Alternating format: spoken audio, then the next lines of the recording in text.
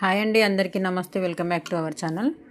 నేను ఒకటి బ్లౌజ్ గురించి అయితే, ఈ బ్లౌజ్ అనే కాదండి, ఏ బ్లౌజ్ అయినా ఒక్కసారి స్టిచ్ చేసిన తర్వాత దీన్ని ఎలా చెక్ చేసుకోవాలి, కరెక్ట్గా వచ్చిందా రాలేదా అనేది చూడండి.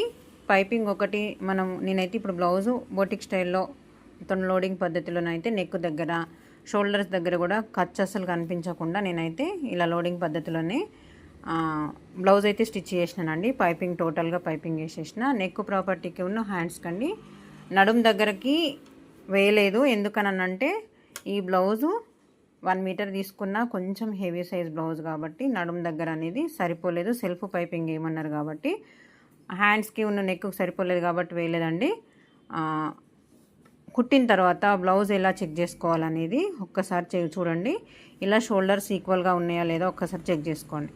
ఇలా ఈక్వల్గా వచ్చినాయా లేదా. ఇంకొకటి నెక్స్ట్ ఏంటంటే ఇలా హ్యాండ్స్ కూడా చూడండి, ఈక్వల్గా రెండు ఈక్వల్గా వచ్చినాయా లేదా అని. అంటే ఇప్పుడు ఒకవేళ షోల్డర్స్ ఏమన్నా ఎక్కువ తక్కువ వస్తే కూడా హ్యాండ్స్ కూడా తేడా వస్తాయండి.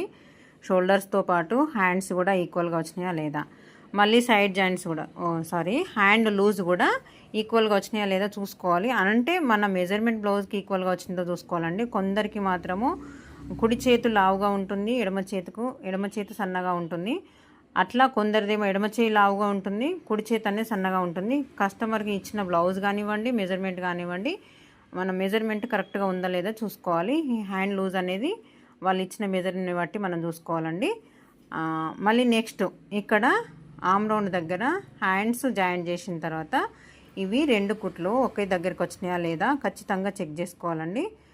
అట్లే నెక్స్ట్ ఇక్కడ సైడ్ జాయింట్స్ వేసేటప్పుడు 2 ఈక్వల్గా వచ్చినాయా రాలేదా. ఇలా చూడండి, స్ట్రేట్ లైన్ తీస్తే మనము స్ట్రేట్ గీత కొట్టేటట్టు ఉండాలండి. సేమ్ యాస్టీస్గా ఇక్కడ చివర్లు కూడా ఈక్వల్గా వచ్చినాయా లేదా ఒక్కసారి చెక్ చేసుకోండి. ఇంకొకటి కూడా ఉంటుందండి, ఈ సైడ్ జాయింట్స్తో పాటు ఇక్కడ ఉక్సు పట్టి కంటే కాజా పట్టి ఎక్స్ట్రా ఉందా లేదా చూసుకోవాలి ఖచ్చితంగా. ఇది చూడండి, ఇలా ఉక్సు పట్టి కంటే కాజా పట్టి ఎక్స్ట్రా ఉందా లేదా అని. అంటే మనము దీనిపైనకి ఉక్సు పట్టి అనేది వెళ్తుంది కాబట్టి 2 ఈక్వల్గానే రావాలి. దీనిపైకి ఇప్పుడు కాజా పట్టికి పైకి ఉక్సు పట్టి వస్తుంది కాబట్టి ఇలా ఈక్వల్గా వచ్చిందా రాలేదో చూసుకోవాలి. ఇంకొకటి చూద్దాం. చూడండి, సైడ్ జాయింట్ వేసిన తర్వాత ఇక్కడ ఫోల్డ్ చేసుకోండి ఒకసారి.